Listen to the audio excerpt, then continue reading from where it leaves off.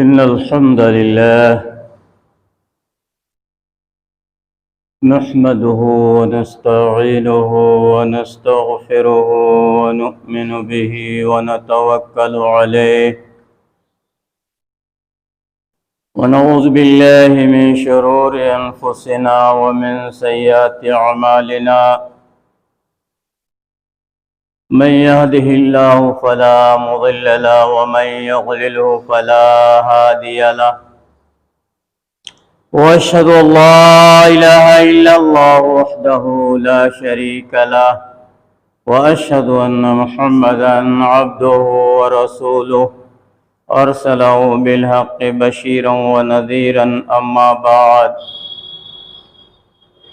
فإن خير الحديث كتاب الله وخير الهدي هدي محمد صلى الله عليه وسلم وشر الأمور محدثاتها وكل محدثة بدعة وكل بدعة ضلالة وكل ضلالة في النار.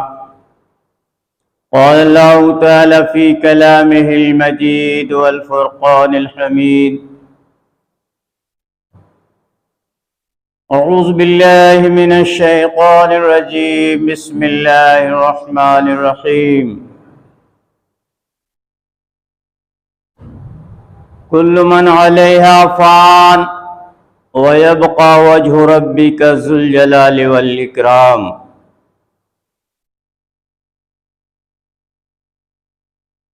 قال تعالى في موضع آخر: تبارك الذي بيده الملك وهو على كل شيء قدير الذي خلق الموت والحياة ليبلوكم أيكم أحسن عملا وهو العزيز الغفور. عن أبي هريرة قال قال رسول الله صلى الله عليه وسلم: إذا مات الإنسان انقطع عنه عمله إلا من ثلاث: صدقة جارية أو علم ينتفع به أو ولد صالح يدعو له. سنن أبي داود. وقال النبي صلى الله عليه وسلم في موضع آخر: كفى بالموت واعظا. رب اشرح لي صدري ويسر لي امري واحلل عقدة من لساني يفقهوا قولي. قالوا سبحانك لا علم لنا الا ما علمتنا انك انت العليم الحكيم. رب زدني علما. اللهم رب زدني علما، علما نافعا ورزقا طيبا وعملا متقبلا. إن الله وملائكته يصلون على النبي يا أيها الذين آمنوا صلوا عليه وسلموا تسليما.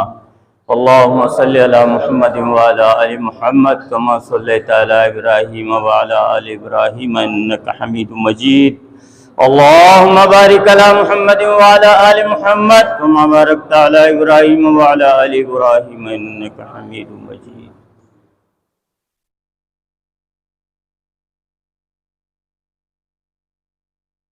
سفر در پیش ہے غافل تجھے اس دار فانی سے،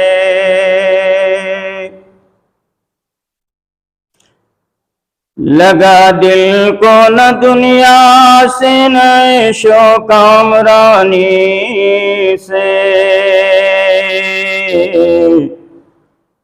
چلے گا کام کب تک زور سے زر سے جوانی سے، کنارہ ایک دن کرنا پڑے گا زندگانی سے،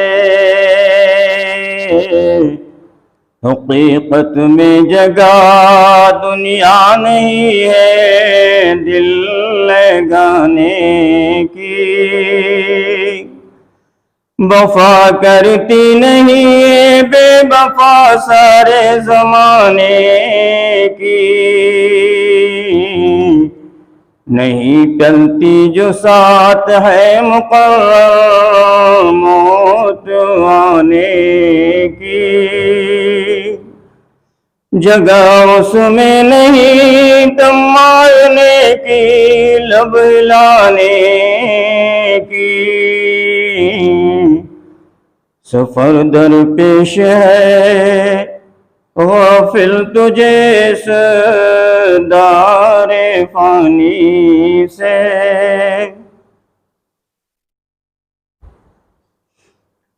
لائق صد احترام اسلامی بزرگوں، دینی و ملی بھائیوں، عزیز رفقا، نوجوان ساتھیوں، پیارے بچوں، غیور اسلامی پردہ نشین ماں، بہنوں اور بیٹیوں، اللہ رب العزت کے لیے ہر قسم کی بڑائی، کبریائی، تمجید و تقدیس، تمجید و تحلیل بیان کرنی لائق، زیبا اور سزاوار،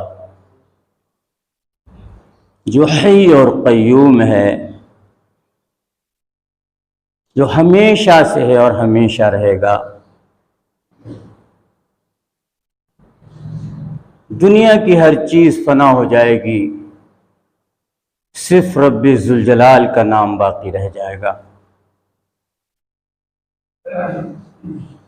بعدہ اس کے حبیب تاجدار مدنی احمد مصطفیٰ محمد مصطفیٰ صلی اللہ علیہ وسلم پر بے شمار انگنت لکھوں کہا کروڑ درود و سلام نازل ہوں۔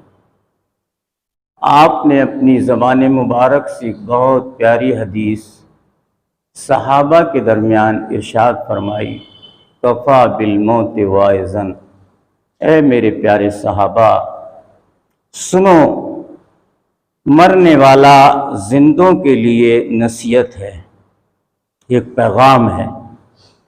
موت ایک پیغام ہے، اور زندگی اور موت یہ دو چیزیں ہیں۔ اللہ نے اس کا خلاصہ کیا ہے سورۃ الملک پارہ نمبر 29 میں، تبارک الذی بیدہ الملک وہو علی کل شیء قدیر، بابرکت ہے وہ ذات جس کے قبضہ قدرت میں بادشاہت ہے، اور بادشاہت بھی ایسی کہ زمینوں میں بھی اس کی بادشاہت ہے، آسمانوں میں بھی اس کی بادشاہت ہے، فضاؤں میں بھی ہے، خلاؤں میں بھی ہے، ہواؤں میں بھی ہے، اور پوری دنیا کا وہ بادشاہ ہے، مالک الملک، اور ہر بات پر قادر ہے۔ جب وہ پکڑتا ہے تو دنیا کی کوئی طاقت چھڑا نہیں سکتی ہے۔ یہاں بڑے بڑے کرائمنل جرائم پیشہ لوگ نیتاؤں کے ذریعے، سفارشوں کے ذریعے، سورسز کے ذریعے، پیسوں کی گڈیوں کے ذریعے عدالتوں سے چھوٹ جاتے ہیں، چوکی اور تھانوں سے نجات مل جاتی ہے، لیکن یہ بات یاد رکھو کہ رب کے ہاں کسی طریقے کی کوئی سفارش نہیں چلے گی، الا من اذن لہ الرحمن، جس کو رحمان اجازت دے گا۔ نبی بھی بغیر رحمان کی اجازت کے شفاعت نہیں کریں گے۔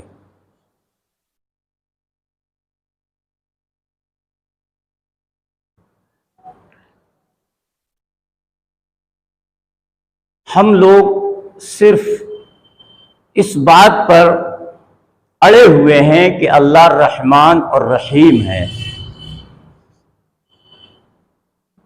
رحمان اور رحیم یہ اس کے صفاتی نام ہیں، اللہ اس کا ذاتی نام ہے۔ رحم کرنے والا اور نہایت ہی مہربان، بہت زیادہ رحم کرنے والا۔ بالکل میں بھی اس بات کا قائل ہوں کہ ایک ماں جیسے اپنے بچے کو اپنی آنکھوں کے سامنے کسی مصیبت میں، کسی پریشانی میں دیکھنا گوارا نہیں کرتی ہے۔ کس وجہ سے؟ کہ اللہ نے اپنی رحمان اور رحیم کی صفت میں سے ایک چھوٹا سا مادہ اس کے رحم کے اندر رکھ دیا ہے، جسے رحم مادر کہتے ہیں، جس میں بچہ 9 ماہ پرورش پاتا ہے۔ صرف 9 ماہ پرورش پانے کے بعد اس ماں کو اس بچے سے اتنا التفات، محبت، درد کہ ہر طریقے کی مصیبت اور پریشانی خود تو اٹھا سکتی ہے، لیکن سوچتی ہے کہ میرے بچوں کو کسی طریقے کی تکلیف نہ ہونے پائے۔ جاڑے کی سخت کڑاکے کی سردی میں انسانیت سو رہی ہوتی ہے، بچے کا باپ بھی سو رہا ہوتا ہے، دادا اور دادی بھی سو رہے ہوتے ہیں، بچہ غلاظت کر دیتا ہے، پیشاب کر دیتا ہے، ماں بیدار ہوتی ہے، بچے کو صاف کرتی ہے، صاف ستھرا کپڑے پہناتی ہے، بستر بدلتی ہے، اگر ممکن نہیں ہے تو پھر یہ کرتی ہے کہ خود تو گیلے میں سونا گوارا کرتی ہے، بچے کو سوکھے میں سلاتی ہے۔ اللہ اس سے سینکڑوں، ہزاروں، لاکھوں، کروڑوں درجے زیادہ مشفق اور مہربان ہے اپنے بندوں پر۔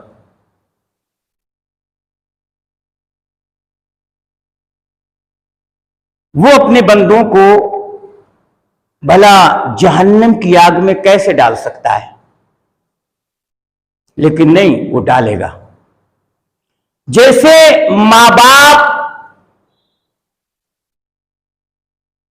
جب اولاد ان کی نافرمانی کرتی ہے، کیونکہ ماں باپ اپنی پوری زندگی اولاد پر ہبا کر دیتے ہیں، وقف کر دیتے ہیں، پوری زندگی اولاد کے لیے کھپا دیتے ہیں، جائز ناجائز، حلال حرام، کسی بات کی تمیز نہ کرتے ہوئے صرف اولاد کے منفعت اور فائدے کی خاطر کہ بہترین مکان بن جائے، بینک بیلنس ہو جائے، کوٹھی بنگلہ ہو جائے، 4 ویلر گاڑی ہو جائے، میرے مرنے کے بعد میرے بچے عیش و آرام کی زندگی گزاریں۔ یہ خواب رہتا ہے ہر ماں باپ کا۔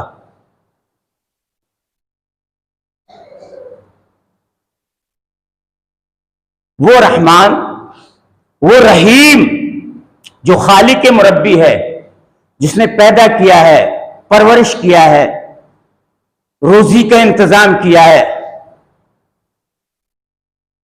وہ بھی کبھی کبھی ماں باپ کی طرح سے، جیسے ماں باپ جب ناراض ہوتے ہیں ان قربانیوں کو یاد کر کے کہ ہم نے تمہارے لیے کیا کیا، جب وہی اولاد جوان ہونے کے بعد ماں باپ کا سامنا کرتی ہے، ماں باپ کو گالیاں دیتی ہے، ماں باپ کو مارتی اور پیٹتی ہے، تو وہی ماں باپ ان کا دل دکھ جاتا ہے، پریشان ہو جاتے ہیں اور کہتے ہیں کہ میں اسے بالکل بے دخل کرتا ہوں، میں عدالت سے اس کو بے دخل کر دوں گا، میرے مرنے کے بعد نہ میری زندگی میں اس کا کوئی دخل، نہ مرنے کے بعد اس کا کوئی دخل۔ ایسے بہت سے لوگ ہیں، حالانکہ مسئلہ ایسا نہیں ہے۔ نافرمان ہے اولاد، نافرمانی کی سزا اس کو دنیا میں بھی ملے گی اور آخرت میں تو بچ ہی نہیں سکے گا، اور اگر آپ اس کے لیے ظالم ثابت ہوئے تو پھر آخرت میں کوئی اس کے ساتھ میں کسی طریقے کا ظلم نہیں ہوگا، اگر دنیا میں آپ نے مسئلہ نپٹا دیا۔ بہرحال ایسی اللہ رب العزت الرحمن الرحیم تو ہے، بالکل وجہ ہے بات، آپ بھی مانتے ہیں، میں بھی مانتا ہوں کہ وہ اگر چاہے تو بڑے سے بڑے گناہ کو معاف کر دے۔ اور حدیث قدسی میں ہے کہ اللہ سبحانہ وتعالیٰ یہ کہتا ہے، جبرائیل کے ذریعے یہ بات کہلوائی، نبی کے پاس یہ میسج بھجوایا کہ کہو کہ بندہ زمین اور آسمان تک اتنے گناہ لے کر آئے گا میرے پاس، اللہ یہ کہ اس نے شرک نہ کیا ہو، میرے ساتھ کسی کو ساجی اور شریک نہ ٹھہرایا ہو، تو میری قدرت سے بعید نہیں ہے کہ میں ان گناہوں کو معاف کر دوں۔ ایک حدیث میں سمندروں کے جھاگوں کے برابر بھی اگر گناہ لے کر آیا تو اللہ اس کو بھی بخشنے پر قادر ہے، ان اللہ علی کل شیء قدیر۔ لیکن صرف رحمان اور رحیم کی اس رحمانیت پر، اس کریمی پر مت بیٹھے رہنا۔ جو تمہارے ذہنوں میں بات ہے کہ نماز نہ پڑھیں، للہ فلہ نہ کریں، ذکر و اذکار نہ کریں، ٹائم سے مسجدوں میں نہ آئیں، مسجدوں میں آنے کو ہم مصیبت سمجھیں، قرآن کی تلاوت کو ہم، اور اکثریت ہماری ناخواندہ ہے، ہمارے بچے پڑھے ہوئے نہیں ہیں، کیونکہ ہمارا یہ ایک معمول بن چکا ہے کہ ہمیں تو کانوینٹ اسکولوں میں پڑھانا ہے، اگر ملا بن جائے گا تو یہ کرے گا کیا؟ اس لیے بچہ پڑھنے کے لائق ہوتا ہے تو اس کو کانوینٹ اسکول میں ایڈمیشن کرا دیا جاتا ہے، جو ماں باپ کی ذمہ داری ہے طلب العلم فریضۃ علی کل مسلم کے تحت، کہ پہلے اس کو دینی تعلیم دلاؤ، اتنی تعلیم دلاؤ کم سے کم بچہ قرآن شریف مکمل کر دے، دینیات کی کتابیں پڑھ لے، تاکہ وہ اپنے ایمان کو، اسلام کو پہچان لے۔ ماں باپ کے کیا حقوق ہیں، ہمیں زندگی کیسے گزارنی ہے، سماج میں کیسے رہنا ہے، پڑوسیوں کے ساتھ کیسے معاملات کرنا ہے، یتیموں کے ساتھ کیسے معاملات کرنا ہے، یہ ساری چیزیں دینیات کے اندر آ جاتی ہیں۔ اور بچہ جب پنجم تک مکمل دینی تعلیم پڑھ لیتا ہے تو الحمدللہ وہ اتنا ماہر ہو جاتا ہے، لائق اور فائق ہو جاتا ہے کہ وہ ڈاکٹر بھی بن جائے، انجینئر بھی بن جائے، لیکن وہ اسلام کو اور اپنے ایمان کو مد نظر رکھے گا۔ بہرحال تو ہم نہ قرآن کی تلاوت، آج کہیں گلی سے نکل جاؤ، کسی گھر سے قرآن کی تلاوت کی آواز نہیں آتی بعد نماز فجر، اور اوقات میں چھوڑیے آپ۔ صحابہ کا، صحابیات کا معمول تھا، رات کو بھی بعد نماز عشاء وہ سورہ سجدہ، سورہ ملک وغیرہ، سورہ دہر وغیرہ، سورہ مزمل وغیرہ، سورہ رحمان وغیرہ، یہ بڑی بڑی اہم سورتیں ہیں، بڑی فضیلتوں والی صورتیں، تو وہ پڑھ کر سوتے تھے۔ اللہ اکبر۔ اور دلیل یہ ہے کہ وہ دشمنان اسلام جو مسلمانوں کو، اسلام کو صفحہ ہستی سے مٹانا چاہتے تھے، وہی رات کی تاریکی میں مکانوں کی دیوار سے آڑ لے کر کے قرآن کی تلاوت سنا کرتے تھے، کیونکہ اللہ نے اس قرآن کے اندر ایسی جاذبیت، ایک ایسی مٹھاس، مقناطیسی طاقت اور قوت رکھی ہے کہ جو بھی اس کو سن کر اس کے قریب آیا وہ اس کا ہو گیا۔ آج ہمارے گھروں سے قرآن کی تلاوت کی آواز بھی نہیں آتی ہے، نہ مردوں کو نماز پڑھنے کی فکر ہے، نہ خواتین کو نماز پڑھنے کی کوئی فکر ہے، بس ہم اور آپ اور خواتین کا یہ ایک من بن گیا ہے کہ دنیا میں آئے ہیں عیش و آرام کرنے کے لیے، کھانے کمانے کے لیے، بینک بیلنس کے لیے، کوٹھی بنگلے بنانے کے لیے، باقی مرنے کے بعد کچھ نہیں ہونا ہے، یہ مولانا لوگ تو ایسی بکتے رہتے ہیں۔ دیکھیے اللہ سبحانہ وتعالیٰ نے سورہ ملک میں کہا، دوسری آیت میں، پہلی آیت ہو چکی اس کا ترجمہ اس کا، الذی خلق الموت والحیات لیبلوکم ایکم احسن عملا وہو العزیز الغفور، کہ وہ اللہ جو مالک الملک ہے، جس کی ذات بابرکت ہے، جو ہر بات پر قادر ہے، جب وہ تمہیں چھوڑنے پر قادر ہے، رحمان الرحیم ہے، تم یہ تمنا لگائے ہوئے ہو کہ وہ معاف کر دے گا، تو وہ پکڑنے پر بھی قادر ہے، جبار اور قہار بھی ہے۔ یہ ذہن میں نقطہ کیوں نہیں لاتے کہ اس نے موت اور زندگی کو جو بنایا ہے، اس لیے بنایا ہے تاکہ وہ یہ آزمائے کہ کون اچھے عمل کر کے ہم سے ملاقات کرے گا۔ تم وہ نقشے بھول جاتے ہو، علماء سے بارہا سنتے ہو، خود بھی کچھ کتابیں پڑھ کر دینیات کی اس بات کا علم رکھتے ہو کہ اس نے قوم عاد اور سمود کو جب پکڑا، اور قوم عاد حضرت ہود اور حضرت صالح علیہ السلام کی قوم، اتنی قداور قوم دنیا میں آج تک پیدا نہیں ہوئی، نہ اس سے پہلے پیدا ہوئی اور نہ قیامت کی صبح تک پیدا ہوگی۔ اتنے قداور لوگ تھے، شجاع اور بہادر لوگ تھے، بڑے بڑے درخت یوں کر کے اپنی گمٹی میں لے کر کے جڑ سے اکھاڑ دیا کرتے تھے۔ آپ ان کی طاقت کا اندازہ کر سکتے ہیں،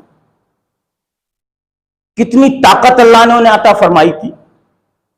وہ قوم دنیا پر ایسی حاوی تھی کہ دنیا ان کی طاقت اور شجاعت کا لوہا مانا کرتی تھی۔ لوگ دہشت میں ان سے رہتے تھے.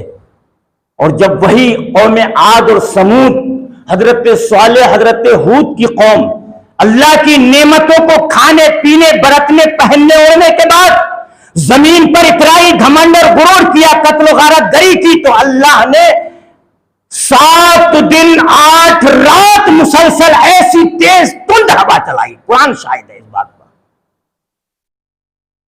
اللہ نے نقشہ کھینچا اس بات کا کہ وہ ایسے پڑے ہوئے تھے جیسے کھجور کے تنے دیکھنے والی آنکھوں نے دیکھا.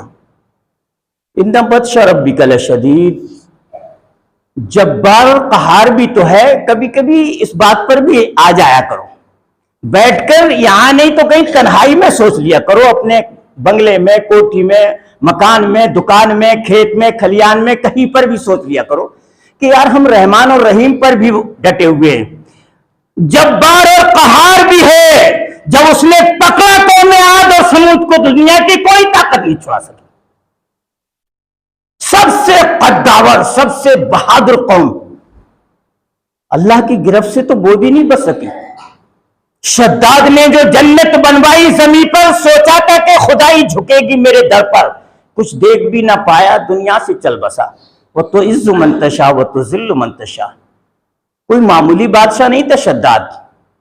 پوری دنیا پر حکومت تھی، پوری دنیا پر، جتنی بڑی دنیا ہو اس وقت، اس کے دور حکومت میں پوری دنیا کا بادشاہ تھا شداد. اور اس کے پاس اتنی دولت تھی کہ اس نے ایک جنت بنوائی دنیا کے اندر. اس نے سنا کہ مسلمان کہتے ہیں کہ اللہ نے ہمارے لیے جنت بنائی ہے، اس میں اس طریقے کی نعمتیں ہیں، ہیرے جواہرات، سونے چاندی کی اینٹیں ہیں. کہا یہ تو میں بھی مان گا. بادشاہ تھا، اور دنیا کا بادشاہ کوئی معمولی بادشاہ نہیں. دولت کے خزانے اس کے پاس تھے. حکم دے دیا، اہلکار ڈٹ گئے، راج مستری سارے، اور جنت بن کر جب تیار ہو گئی، اس کو بالکل دلہن کی طرح آراستہ پیراستہ کر کے سجا دیا گیا. تو اس کا پی آیا جو سب سے خاص آدمی تھا اس کا، کہ علی جا، جنت بن کر بالکل تیار ہو گئی ہے، اس کو دلہن کی طرح بالکل سجا دیا گیا ہے، چل کر کے آپ مشاہدہ کر لیں. اکڑتا مکڑتا ہوا چلا، غرور اور گھمنڈ کے ساتھ میں. چوکھٹ کے اندر ایک قدم ہے، اللہ نے جبرائیل کو بھیجا جو قہار اور جبار ہے. اس وقت رحمان اور رحیم پر تھوڑا سا ذہن ہٹا دیں، آپ ذہن لے جائیں جبار اور قہار پر. ان بطش ربک لشدید. جب وہ قہر نازل کرتا ہے کسی قوم پر، کسی بستی پر، بس پھر دنیا کی ساری طاقتیں، دنیا کی ساری سورسز اور سارے ہتھ کنڈے، ہر قسم کی پیسے کی جو یہاں دنیا کے اندر جو سفارش سے آدمی چھوٹ جاتا ہے، پھر اللہ کے یہاں کوئی مسئلہ نہیں ہے ایسا. شداد کے لیے حکم ہو گیا، اسرائیل سے کہا اسرائیل جاؤ، اس کا ایک قدم اندر، ابھی دوسرا باہر ہے، دوسرا قدم اس کا اندر نہیں جانے پائے. یہ ہے اس کی جباریت اور قہریت. نہیں پڑھو گے نمازیں، نہیں مانو گے اس کا حکم، نہیں آؤ گے مسجدوں میں حی علی الصلاۃ حی علی الفلاح سن کر، اسی شداد کی طرح تمہیں بھی، قارون اور حامان کی طرح، ابو جہل اور ابو لہب کی طرح انہی کی لائن میں کھڑا کر دیا جائے گا. بے نمازیوں، تمہیں شرم اور غیرت نہیں ہے.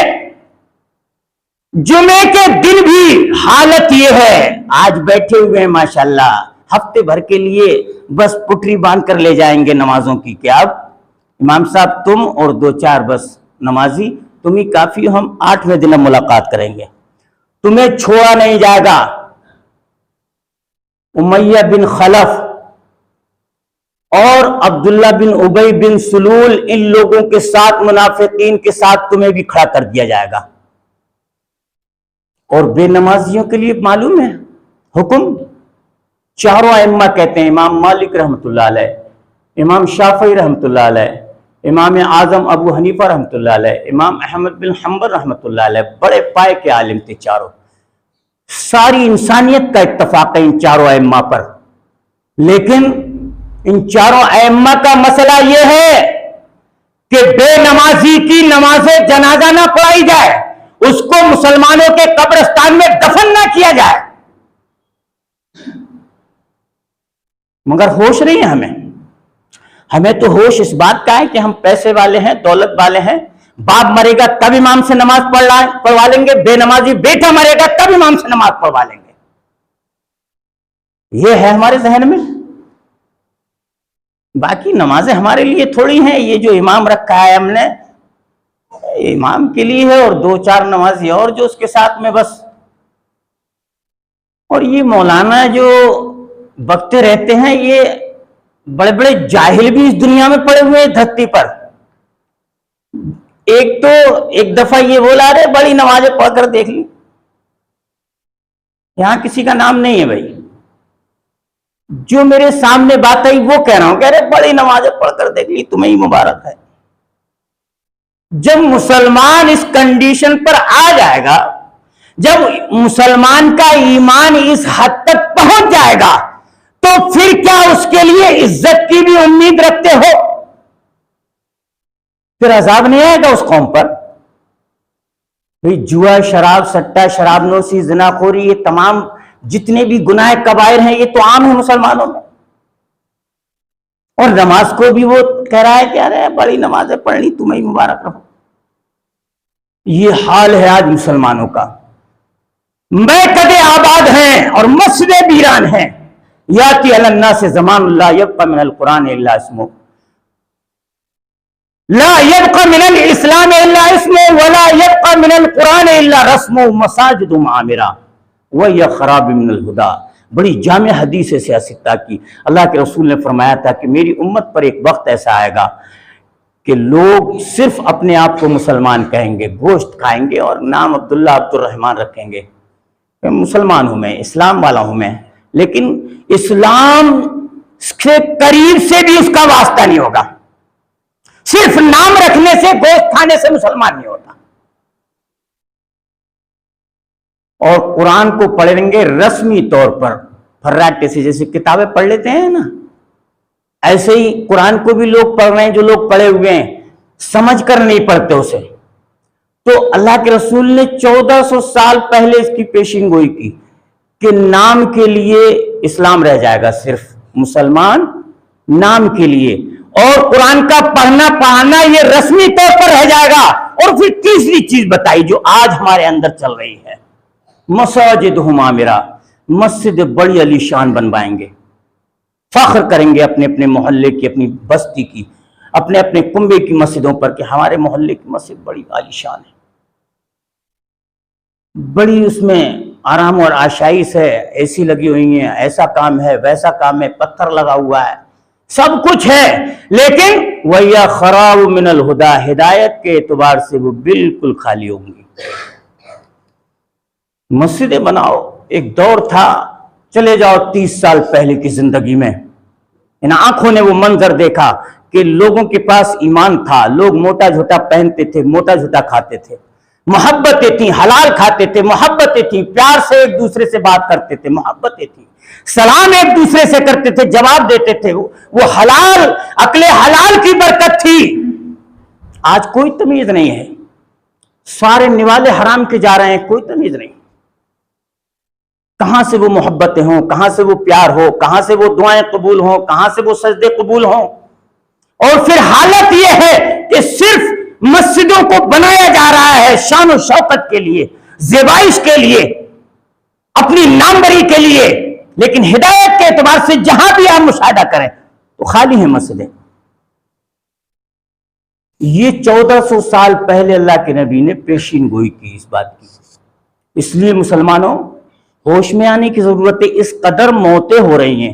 اپنے ضلع مراد آباد کی جو رپورٹ اور خبر ہے، چاہے وہ اخبار کے ذریعے، چاہے آپ موبائل کے ذریعے لے لیں یا جس چیز کے ذریعے، اس قدر موتیں ہو رہی ہیں۔ دو ایک بستی میں تو باقاعدہ آواگمن بند کر رکھی ہے، پولیس تعینات کر رکھی ہے، بھٹے پہ ذکر ہو رہا تھا کہ کسی بستی میں 18 موتیں، 18 کبھی ہوئی ہیں اس قدر موتیں؟ کرونا کرونا کرونا کرونا، یہ تو کرونا سے بھی زیادہ خطرناک معاملہ ہے بھائی. ذرا سی لاپرواہی کی، پیسے کی وجہ سے یا ٹائم کی وجہ سے یا کسی وجہ سے لالچ میں آ گیا تھا ہم سے. ایسا وائرس چل رہا ہے ڈینگو بخار کا، گھر کے گھر صاف ہو رہے ہیں، ہر بستی میں روز موتیں ہو رہی ہیں. حضور نے فرمایا کفا بالموت واعظا، لوگوں ہوشیار رہو، خبردار رہو، یہ مرنے والے تمہارے لیے نصیحت ہیں، یہ اس بات کا پیغام ہے کہ تمہیں بھی موت آئے گی. کل نفس ذائقۃ الموت، اللہ کہہ رہا ہے کہ ہر نفس کو موت کا مزہ چکھنا ہے. ثم الینا ترجعون، پھر ہماری طرف لوٹ کر بھی آنا ہے. کہاں بھاگو گے اس کی پکڑ سے؟ کہاں بچ کر جاؤ گے اس کی پکڑ سے؟ یہاں جو کچھ بھی لفاظی کر رہے ہو اپنی زبان سے، یا جو کچھ بھی بغاوت کر رہے ہو دین کی، اسلام کی، نبی کی شریعت کی، وہ تمہارے تک محدود ہے. اسرائیل کا ذرا سا پنجہ اور ذرا سی ہوا برداشت نہیں کر پاؤ گے تم. اور ہم آپ کیا ہیں جب قوم عاد اور سمود اور فرعون، شداد، قارون، حامان یہ برداشت نہیں کر سکے. بات چل رہی تھی کہ اسرائیل آئے، دوسرا قدم بڑھائی رہا تھا، وہیں ڈھیر کر دیا. شداد نے جو جنت بنوائی زمین پر، سوچا تھا کہ خدائی جھکے گی میرے در پر، کچھ دیکھ بھی نہ پایا، دنیا سے چل بسا. وہ تو عز من تشاء و تذل من تشاء، الذی خلق الموت والحیاۃ لیبلوکم ایکم احسن عملا وهو العزیز الغفور.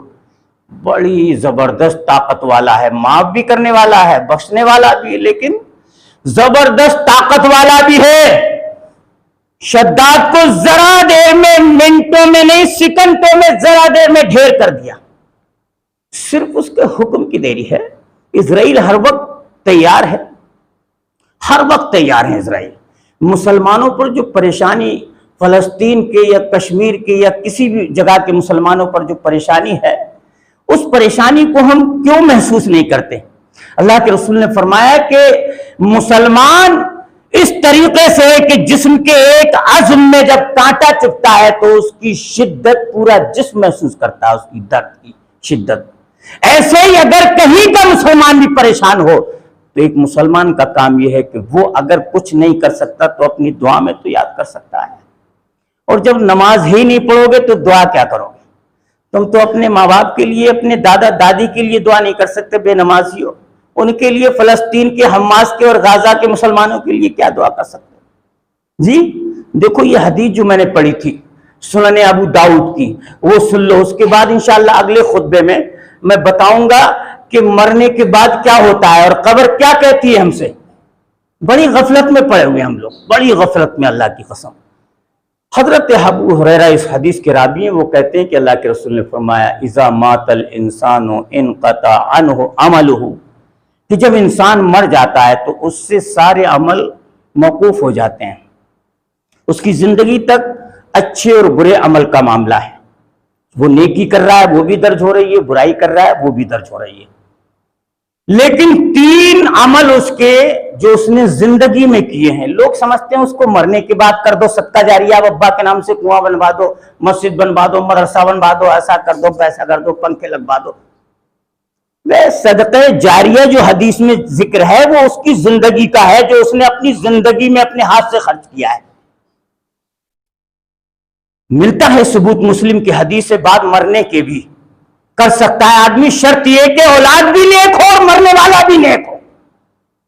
بے نمازی مر گیا، شرابی مر گیا، جواری مر گیا، سود خور مر گیا، اس کی اولاد مسجد نہیں اور خانہ کعبہ کھڑا کرا دے، ثواب نہیں ملے گا اس کو.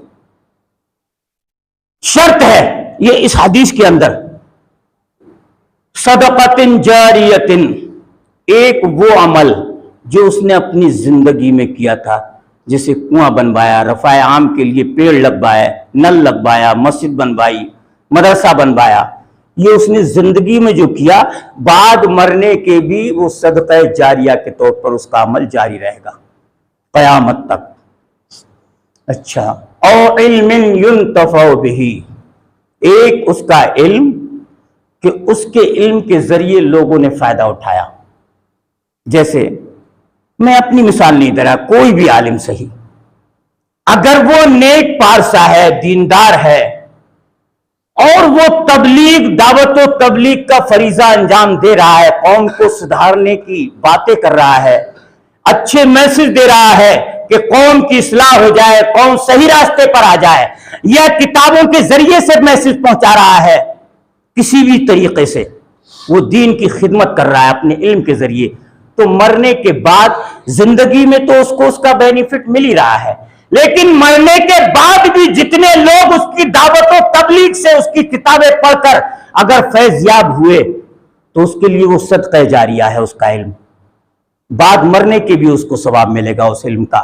اگر ایک نمازی بھی میرے کہنے سے نمازی بن گیا تو انشاءاللہ العزیز اس کی زندگی تو سفل ہوگی، اور اس کے ساتھ انشاءاللہ اس کا پورا بینیفٹ مجھے بھی ملے گا، اور ہر اس عالم کو ملے گا، اور ہر اس دائی کو ملے گا جو حق بات دوسروں تک پہنچا رہا ہے۔ چلیے تیسری بات، او ولد صالح یدعو لہ، نیک اولاد، دیکھو اس میں آ گئی بات، ولد صالح، اولاد تو 4 6 10 20 ہو سکتی ہیں اولاد، لیکن ولد صالح حضور نے کہا، شرط لگائی، نیک اولاد جو ماں باپ کے لیے دعا کرے، دادا پردادا کے لیے دعا کرے، اس نیک اولاد کی دعا صدقہ جاریہ ہوگی، دنیا میں بھی زندہ جب تک ہے، اور بعد مرنے کے بھی وہ کام آئے گی انشاءاللہ العزیز۔ ولد صالح کے لفظ حدیث کے اندر سنن ابی داؤد شریف کی حدیث ہے، نیک۔ اب بے نمازی ہے وہ دعا کرے اپنے ماں باپ، اور پھر بات وہی آ جاتی ہے کہ بے نمازی جب مسجد میں ہی نہیں آ رہا، دعا کہاں کرے گا؟ کہاں بھٹے میں بیٹھ کے کرے گا دعا؟ کسی فیکٹری بیٹھ کے کرے گا؟ کسی دکان پر کرے گا بیٹھ کے دعا ماں باپ کے لیے؟ بھئی دعا کے لیے یہ جگہ اللہ نے ہمارے لیے بنائی ہے کہ ہم سجدہ کریں، رکوع کریں، اللہ کو خوش کریں، اور اس کے بعد ہم نے جو محنت کی ہے اس محنت کے صلے میں اپنے رب سے مانگیں کچھ۔ تو ماں باپ کے لیے دعا یہ شرط ہے نیک صالح ہونا۔ اس بات کا نوجوانوں خاص طور سے دھیان رکھنا کہ اگر اپنے ماں باپ کی کامیابی چاہتے ہو، جو انہوں نے تمہارے اوپر احسان کیے، تو تمہارے اوپر یہ لازم ہے کہ تم نمازیں پڑھو، اور اپنی دعاؤں میں اپنے ماں باپ کو، دادا پردادا کو، مومنین مومنات کو، مسلمین مسلمات کو یاد رکھو۔ ایک بار اگر آپ نے یہ جملہ کہہ دیا اپنی دعا کے اندر، ربنا اغفر لی ولوالدی وللمؤمنین یوم یقوم الحساب، اس میں ماں باپ کے لیے بھی، خود اپنے لیے بھی، مومنین مومنات کے لیے بھی، سب کے لیے دعا ہے۔ اگر دنیا کے اندر شرک و بدعت والوں کو چھوڑیے، آپ بدعتیوں کو، مشرکوں کو، مومنین مومنات کا ذکر ہے، اگر موحد مومنین مومنات کے لیے آپ نے دعا کی، اور دنیا میں اگر 2 ارب یا 2 کروڑ یا جتنے بھی مومنین ہیں موحد، صوم و صلات کے پابند، ان تک دعا پہنچے گی تو اتنی نیکیاں آپ کے نامہ اعمال میں لکھی جائیں گی انشاءاللہ العزیز۔ نہیں سمجھیں گے ہم دین کو، نہ سمجھا ہے، دنیا کے لیے بڑی تگ و دو ہے، بڑی دوڑ دھوپ ہے، بھاگ دوڑ ہے، بڑی سوچ بچار ہے، کس طریقے سے کیا کرنا ہے، کیسے فیکٹری چلانا ہے، کیسے بھٹا چلانا ہے، کیسے کیا کرنا ہے، کیسے دکان چلانا ہے۔ آخرت کے لیے کوئی فکر نہیں، فکر ہے تو بس پیسہ ہو چاہے جیسا، حلال ہو یا حرام، پیسہ آ جائے بس۔ اللہ سے دعا ہے کہ جو کچھ بھی میں نے آج کے اس خطبے میں کہا ہے، پہلے اس وائس کو، اس کے بعد ہمارے سامعین اور سامعات کو ان باتوں پر صحیح معنی میں غور و خوض کر کے عمل پیرا ہونے کی توفیق نصیب فرما، اور اللہ موت کو کثرت سے یاد کرنے کی اللہ ہمیں توفیق نصیب فرما۔ موت کو کثرت سے یاد کرنے کا مقصد یہ نہیں ہے کہ ہم یہ کہتے ہیں اللہ موت دے دے، اللہ موت دے دے، اللہ موت دے دے، نہیں۔ اکثر ذکر حازم اللذات یعنی موت۔ صحابہ سے آپ نے کہا کہ میرے پیارے صحابہ، تمام خواہشات کو چکنا چور کر دینے والی، توڑ دینے والی موت کو یاد کیا کرو. یعنی اس بات کا ہمیشہ خیال رکھو, اللہ سے ڈرتے رہو کہ موت برحق ہے اور کہاں پر آئے گی یہ پتہ نہیں ہے. ایکسیڈنٹ سے آئے گی, سانپ ڈسے گا, ہارٹ اٹیک ہوگا, کس حالت میں موت آئے گی. اس لیے ہر وقت اللہ سے ڈرتے رہو اور اس بات کا خیال رکھو کہ موت یقینی ہے, موت برحق ہے. اور سب سے اچھی موت وہ ہے جو حالت ایمان پر آ جائے, زبان پر کلمہ لا الہ الا اللہ محمد رسول اللہ جاری ہو, اور گھر پر اپنے بچوں سے وصیت اور نصیحت کرتے ہوئے آئے. آدمی مر جاتا ہے وطن سے غیر وطن میں, کیسی حالت میں مرا, کیا زبان سے اس کی نکلا نہیں نکلا. بس اس لیے اللہ کے رسول نے فرمایا کہ اللہ سے ڈرو اور تمام خواہشات کا خاتمہ کر دینے والی موت کو یاد رکھو کہ موت یقینی ہے. کل نفس ذائقۃ الموت. بہرحال یہ نصیحت کے طور پر ساری باتیں جو کچھ آپ کے سامنے رکھی گئیں, اللہ سے دعا ہے کہ اللہ ہمیں نیک عمل کرنے کی توفیق نصیب فرمائے, اور اب تک جو ہم نے کوتاہیاں کی ہیں, نمازیں چھوڑی ہیں, اللہ ہماری بخشش فرمائے اور ہماری اصلاح بھی فرمائے, اور ہمیں صحیح راستے پر چلنے کی یعنی صراط مستقیم پر چلنے کی گامزن رہنے کی اللہ ہمیں توفیق نصیب فرمائے, اور نمازوں کو پابندی کے ساتھ ادا کرنے کی اللہ ہمیں توفیق نصیب فرمائے. عقل حلال کی اللہ ہمیں توفیق نصیب فرمائے, عقل حرام سے اللہ ہمیں محفوظ فرمائے. جو لوگ مقروض ہیں اللہ ان کے قرضے کی ادائیگی کے سامان مہیا فرما. اے اللہ جو غیر وطن میں ظالموں کی چنگل میں پھنسے ہوئے ہیں اللہ اپنی رحمت کاملہ سے بری فرما. اللہ فلسطین کے مسلمانوں کی غیبی نصرت اور مدد فرما. اے اللہ غزہ اور پروردگار جو دوسرے حماس وغیرہ کے مسلمان ہیں یا جو سنگٹھن ہیں, اے اللہ جو تیری رضا کی خاطر اسلام کی سربلندی کی خاطر لڑ رہے ہیں, اللہ ان کی فرشتوں کے ذریعے سے غیبی نصرت اور مدد فرما. اے اللہ اسلام کا بول بالا عطا فرما, باطل کا مقابلہ عطا فرما. رب کریم جب تک اس دنیا میں رہیں عزت کے ساتھ زندہ رہیں, اور جب خاتمے کا وقت آئے تو ایمان پر توحید پر ہمارا خاتمہ ہو. وما علینا الا البلاغ. السلام علیکم ورحمۃ اللہ.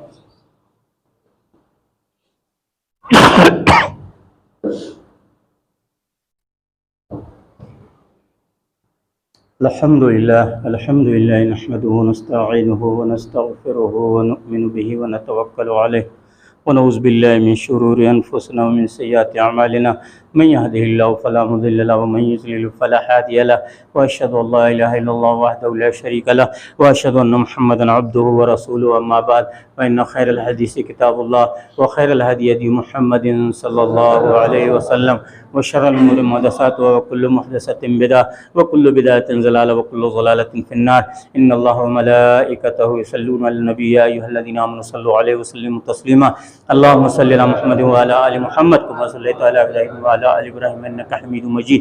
اللهم بارك على محمد وعلى آل محمد كما باركت على إبراهيم وعلى آل إبراهيم إنك حميد مجيد. سبحان ربك رب العزة عما يصفون وسلام على المرسلين والحمد لله رب العالمين. السلام علیکم.